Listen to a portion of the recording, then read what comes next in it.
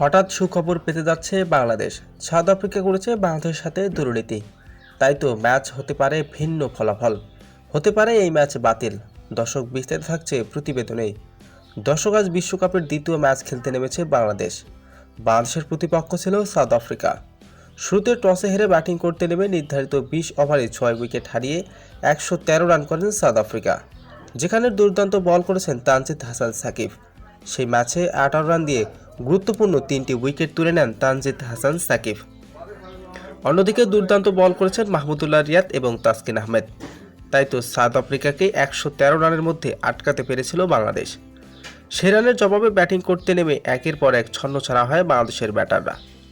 শুরুতে হতাশ করেন তানজিদ হাসান তামিম, এরপর নাজমুল হোসেন শান্ত এবং ঠনঠন দাস, তাওহিদ হৃদয় এবং মাহমুদুল্লাহ রিয়াদের ছোট ব্যাটিংয়েও শেষ পর্যন্ত জয়ের দেখা পায়নি বাংলাদেশ।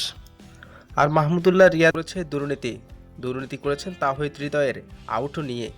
তাওহিদ হৃদয়ের এমন লেগ স্টাম্পের বাইরে থাকা আউট দিয়েছেন আম্পায়ার। তাই তো এবার হতাশ বাংলাদেশ। তাওহিদ হৃদয়ের এমন আউট থেকে দুর্নীতি বলে মনে করছেন সবাই। তাই তো আইসিসি খুঁটিনাটি সব কিছু দেখে এবার আইসিসি খেপে গেছে।